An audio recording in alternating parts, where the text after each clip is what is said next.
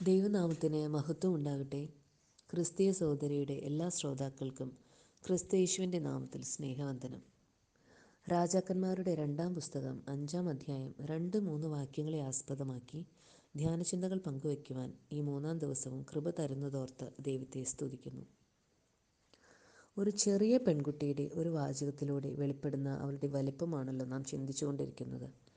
ഈ പെൺകുട്ടിക്ക് ദൈവദാസന്മാരോട് ബഹുമാനമുണ്ടായിരുന്നു എന്ന് കഴിഞ്ഞ ദിവസം നാം ചിന്തിച്ചല്ലോ. ദൈവദാസന്മാരോട് ബഹുമാനമുള്ളവരിൽ സ്വാഭാവികമായി കാണുന്നൊരു ഗുണമാണ് ദൈവവചനത്തോടുള്ള സ്നേഹവും.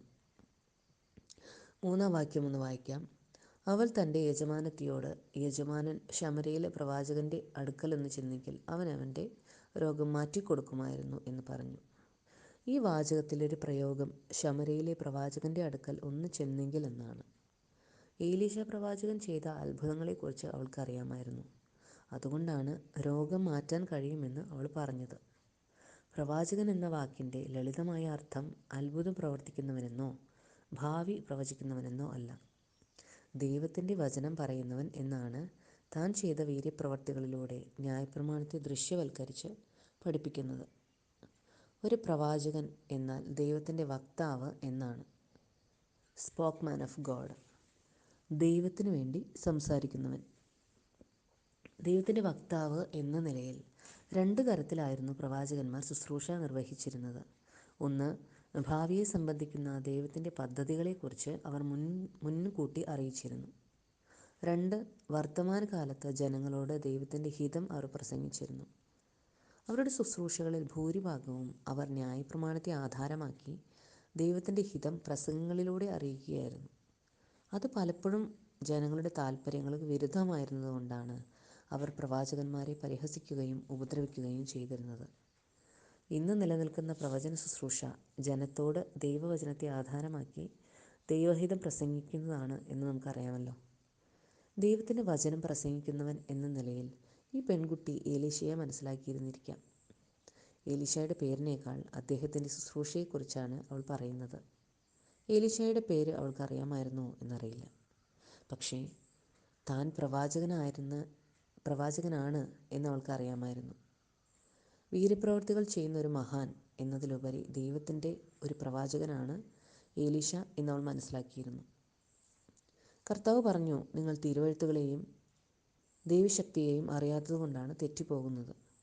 ഈ പെൺകുട്ടിക്ക് പ്രവാചകനെ മാത്രമല്ല അദ്ദേഹം എവിടെയായിരുന്നു എന്നുകൂടി അറിയാമായിരുന്നു. ശമര്യയിലെ പ്രവാചകൻ എന്നാണ് അവൾ പറയുന്നത്. വടക്കേ രാജ്യമായ ഇസ്രായേലിൻ്റെ തലസ്ഥാന നഗരിയായ ശമര്യയിലായിരുന്നു ഏലീശയുടെ വീട്. അവിടെ താമസിച്ചുകൊണ്ടായിരുന്നു താൻ പ്രവാചക ശിഷ്യന്മാരെ പരിശീലിപ്പിക്കുന്ന ബൈബിൾ സ്കൂൾ നടത്തിയിരുന്നത്. അക്കാലത്ത് പ്രവാചകന്മാർ പലയിടത്തും ഉണ്ടായിരുന്നു. പക്ഷേ ദൈവത്തിൻ്റെ പ്രവാചകൻ എവിടെയായിരുന്നു എന്ന് അവൾക്കറിയാമായിരുന്നു. അക്കാലത്ത് ഒരു ഇസ്രായേലി പെൺകുട്ടിക്ക്, അതും ബാല്യത്തിൽ തന്നെ അടിമയായി മറ്റൊരു ദേശത്തേക്ക് പോകേണ്ടി വന്നവൾക്ക് വചനം പഠിക്കുവാൻ എത്രത്തോളം സാവകാശം ലഭിച്ചിരുന്നു എന്ന് നമുക്കറിയില്ല. എന്നാൽ ഈ ആധുനിക ലോകത്ത് ജീവിക്കുന്ന നമുക്ക് എത്രമാത്രം സാധ്യതകളാണുള്ളത്. നമുക്ക് വീട്ടിൽ ബൈബിളുണ്ട്. ഇപ്പോഴാണെങ്കിൽ എപ്പോഴും ബൈബിൾ കയ്യിലുമുണ്ട്. ദിവസേന ഇൻ്റർനെറ്റും സോഷ്യൽ മീഡിയകളും ഉപയോഗിക്കുന്നവരാണല്ലോ നാം. ഇൻഫർമേഷനും എൻ്റർടൈൻമെൻറ്റിനും വേണ്ടിയുള്ള എത്രയോ ചാനലുകളും സൈറ്റുകളും നമ്മുടെ മക്കൾക്കറിയാം. എന്നാൽ യഥാർത്ഥമായി ദൈവവചനം പഠിപ്പിക്കുന്ന എത്ര ചാനലുകളും സൈറ്റുകളും അവർക്കറിയാമെന്നുള്ളത് നാം പരിശോധിക്കേണ്ടിയിരിക്കുന്നു. ദൈവത്തിൻ്റെ പ്രവാചകൻ എവിടെയാണെന്ന്, അഥവാ ദൈവത്തിൻ്റെ വചനം എവിടെയാണ് ലഭ്യമാകുന്നത് എന്ന് ഈ പെൺകുട്ടിക്ക് അറിയാമായിരുന്നു. വചനപഠനത്തിനായി ദൈവം ഒരുക്കിയിരിക്കുന്ന സംവിധാനം പ്രാഥമികമായും ദൈവസഭയാണ്. വചനപഠനത്തിനായി ഉപയോഗിക്കുന്ന ഏതൊരു സംവിധാനവും സഭയിലെ ദൈവവചന പഠനത്തെ റീപ്ലേസ് ചെയ്യുവാനായിട്ട് മതിയായതല്ല. സഹോദരിമാരായ നാം വചനം പഠിക്കുവാൻ എല്ലാ സ്രോതസ്സുകളും പ്രയോജനപ്പെടുത്തണം.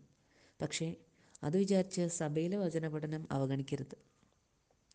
സ്ഥലം സഭകളിലെ വചനപഠനത്തിന് സഹോദരിമാരായ നാം വില കൊടുക്കുകയും നമ്മുടെ ഭർത്താക്കന്മാരെയും മക്കളെയും പ്രോത്സാഹിപ്പിക്കുകയും ചെയ്യേണ്ടതാണ്. സഹോദരിമാർ വല്ലതും പഠിപ്പാൻ ഇച്ഛിക്കുന്നുവെങ്കിൽ വീട്ടിൽ വെച്ച് ഭർത്താക്കന്മാരോട് ചോദിച്ചു കൊള്ളട്ടെ എന്ന് നമ്മുടെ ഒരു പരിമിതിയായി കണക്കേക്കേണ്ട ആവശ്യമില്ല. ദൈവവചനം പഠിക്കുവാൻ ഏറ്റവും നല്ലൊരു മാർഗമാണ് അത്. തക്ക തുണ എന്ന നിലയിൽ ഭർത്താക്കന്മാർക്കും വചനം പഠിക്കാനുള്ള താല്പര്യവും പ്രോത്സാഹനവുമായി നമുക്കിത് പ്രയോജനപ്പെടുത്താനായിട്ട് കഴിയും. നാം സംശയങ്ങൾ ചോദിക്കുമ്പോൾ അവരും പഠിച്ചേ മതിയാകൂ. അങ്ങനെ നാം വചനം പഠിക്കുമ്പോൾ അത് കണ്ടു വളർന്ന നമ്മുടെ മക്കൾക്കും വചനം പഠിക്കേണ്ടതിൻ്റെ ആവശ്യകത ബോധ്യപ്പെടും.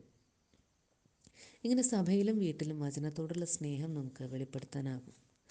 ദൈവദാസന്മാരോടുള്ള ബഹുമാനവും ദൈവവചനത്തോടുള്ള സ്നേഹവും പരസ്പര പൂരകങ്ങളായ രണ്ട് ക്രിസ്തീയ നന്മകളാണ്. ഈ ചെറിയ പെൺകുട്ടിയെപ്പോലെ നമുക്കും ദൈവദാസന്മാരോട് ബഹുമാനവും ദൈവവചനത്തോട് സ്നേഹവുമുള്ളവരായി ജീവിക്കാം. അതിനായി കർത്താവ് നമ്മെ ഏവരെയും സഹായിക്കട്ടെ. ദൈവം അനുവദിച്ചാൽ ഈ ചെറിയ പെൺകുട്ടിയുടെ ഈ വാചകത്തിൽ നിന്നും അവൾ വെളിപ്പെടുത്തുന്ന ചില ആത്മീക പാഠങ്ങളെ കൂടി അടുത്ത ദിവസങ്ങളിൽ ചിന്തയ്ക്ക് വിധേയമാക്കാം എന്ന് വിചാരിക്കുന്നു. ദൈവനാമം മഹത്വപ്പെടട്ടെ.